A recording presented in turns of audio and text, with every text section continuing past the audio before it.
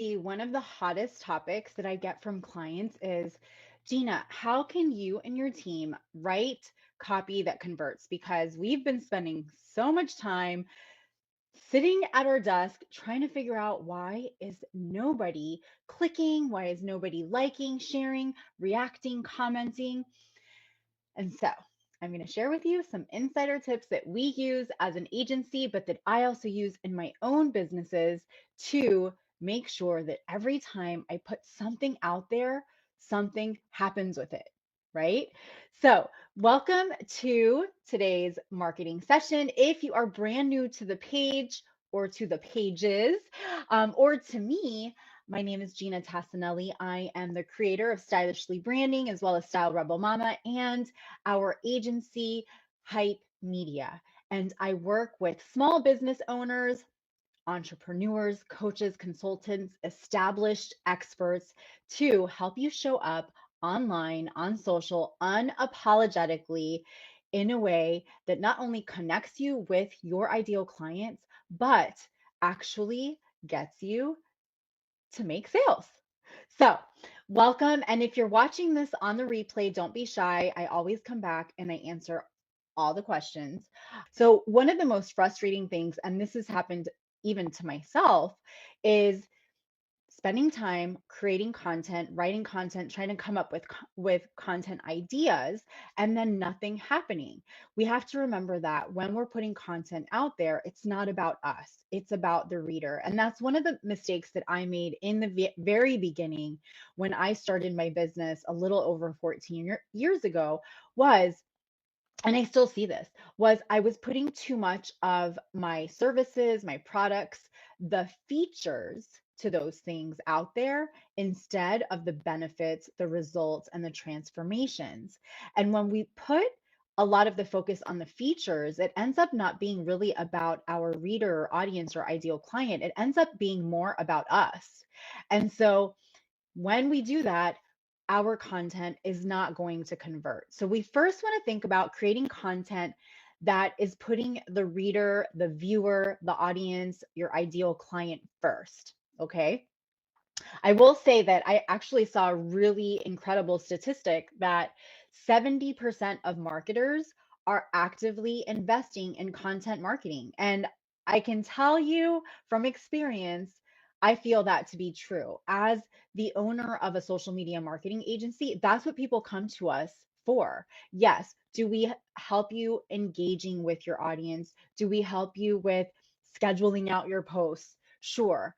But we actually don't do any of that if we don't create your actual content, because the most important pieces to all that is actually creating a content marketing strategy that fits with you, your business, your personal brand, but also aligns with what your clients need and what they want, and then leads them to a place where they're finally going to say yes to you. And this is kind of an art, and it's not something that you were born knowing how to do. I was not born knowing how to do it, right? But this is what I've been doing for a living now for a little over 14 years. So, for many entrepreneurs, that's not what you do.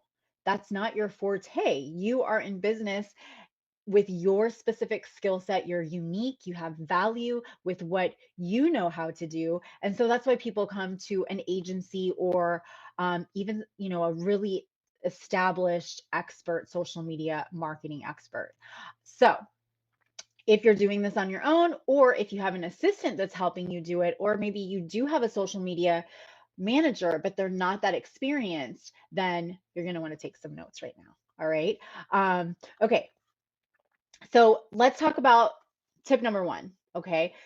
Something that's really, really important is understanding what's working and what's not working. So take a look at your analytics. They can tell you so much, so many great golden nuggets that you can get from those analytics. And you can get analytics from your Facebook page inside of Business Suite, from Instagram inside of the mobile app. There's also third-party apps that can collect lots of deeper analytics for you. But it's really important to look at those. And I honestly, I wouldn't do it weekly because you're not going to maybe see that big of a change from week to week, but I would do it monthly. That way you can see the posts, especially the type of content that is getting the most clicks, the most reactions, the most shares, and the most viewership, and the amount of time that people are spending on that as well. So that's really important. Once you look at those analytics, you can tell, okay, these types of posts are what my audience really like. And so it may not be your favorite type of content, but again, it's not about you, it's about them. And so the more that you can provide content that your audience wants to see, the more engagement you're going to get, the more connection you're going to make with them, and the longer they're going to spend time with you versus somebody else's profile or page or even website. Okay. Number two is you want to find content ideas that are proven to convert. And so one of the things that I love to do is we actually use SEMrush is a great tool to use, or Ahrefs or Moz. There's also SmarterQ. FeedSpot is a really great one. Actually, I get lots of great content ideas from there as well. And so what these allow you to do is to analyze other content that's out there in the online space, and you're able to tell which pieces of content are getting lots of views, lots of clicks, which ones are going viral. And those topics are topics that you want to use for inspiration for your own content. So, another great way to find these types of topics that work really well are look at Amazon book reviews and testimonials. Also, other people's offers. Um, Here's a little insider tip: Facebook ads. Go to the ads library inside of Facebook, or go directly to that Facebook page and look at what ads they are running. So, little insider tip there that we do as an ad agency. Okay, number three is you don't have to make long posts all the time. So, one thing that sometimes I see a lot of is I see a client or a profile when I'm doing an audit, all of their posts are super long. It's like blogs. And here's the thing: you want to catch readers, or different types of ways that readers consume content. Some people like to read long form content, some like shorter form, some don't even like to read. They just want to watch video, right? Or they just want to see an image. They're more visual. So it doesn't have to be super long all the time. And so I would really mix it up. I would do some short form captions, some long form captions, videos. Absolutely. It is the favorited type of content on social media are videos, and the shorter, the better. And so mix it up: images, all different types of content. I just said types twice. Okay, I know you get it. Okay, number four is you want to make sure that when you're writing copy that you are optimizing it, meaning you are creating the copy in a way that's going to convert, just like you would write it for a landing page. So what I mean by that is the very first thing is the first part of that caption is what people are going to first, it's what's going to grab their attention first. So you want to start off with a hook. Okay, you always want to have a hook.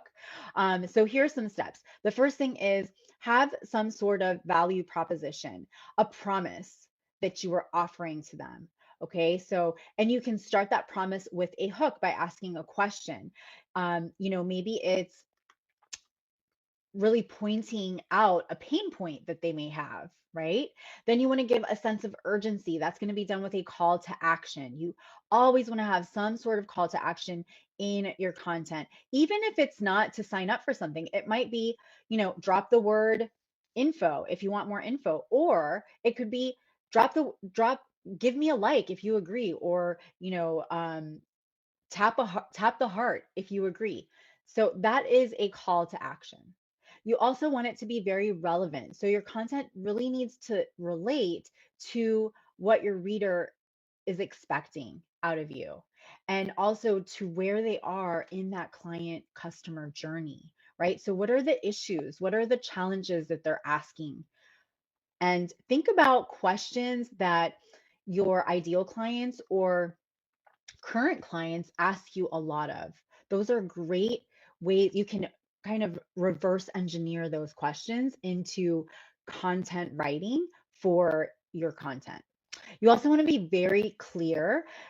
Sometimes we try to get very clever, and unfortunately, sometimes clever doesn't always work.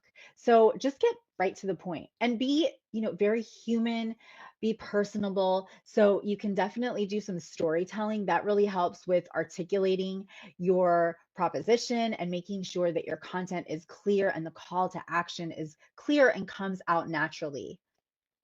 You also want to reduce their anxiety. So be empathetic, right? Tell a story. You could even use this information, include some of your like bio, some of your personal story in that content as well. Number 5 is crafting a compelling headline. So remember, I said that the very beginning of that caption of that content is what's going to attract your reader, your viewer, your audience. And so you want to have an attention grabbing headline. By the way, I have a really awesome tool that helps you with this. So if you want access to that, I will send you my affiliate link and you can check it out. Just say, what's the word I want to use? Just drop hashtag magic down below. Okay. And I'll send you info on that. But you want there to be a definitely an attention grabbing headline and not super cliche, but something that is going to stand out.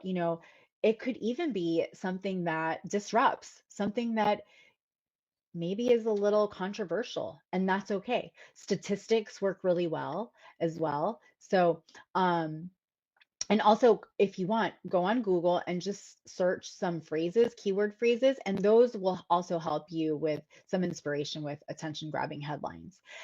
Number 6 is you want to write with personality. So when we get too experty, especially in written language, it's boring and we're not like at the same level, right? So we want to remember that our clients, potential clients, they don't live in our brains. So we want to speak as if we would speak if we were standing right in front of them. That's how we want to type out our content. And it's just more fun and more engaging as well. Number 7 is you want to make it readable. So make sure that you include some spaces. I I can't tell you, like, if I see a post that's this huge paragraph, I don't know about you, but I just keep scrolling.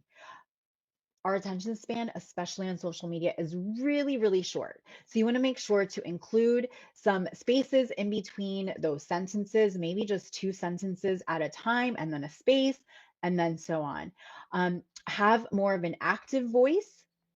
That's going to make it a lot easier for people to read. And remember, people also kind of scan. So you want to make sure to keep those things in mind. Number 8 is use emotion. So, be funny, tap into their heart. Um, and you can do this a lot with your call to actions too, because you can really set that urgency, the FOMO, where people feel like they're going to be left out, um, and or make them laugh, or maybe even make them cry. So emotions really help us connect with people. And so you want to include some emotional writing in there to also motivate your audience. And then the last thing, number 9, is add another voice. Sometimes it's even better to bring in another expert, maybe share somebody else's post. Case studies are great, testimonials, endorsements. So remember, we don't want to seem like we are know-it-alls, because we absolutely are not. We as experts don't know every single thing about our business, right? Just like your ideal clients, it is a journey. And so including other people's voices in your content is really helpful as well. I hope that you found these tips helpful. I will see you next week, same time, 12:30 p.m. Eastern Time. Until then, stay social and stylish. Bye, guys.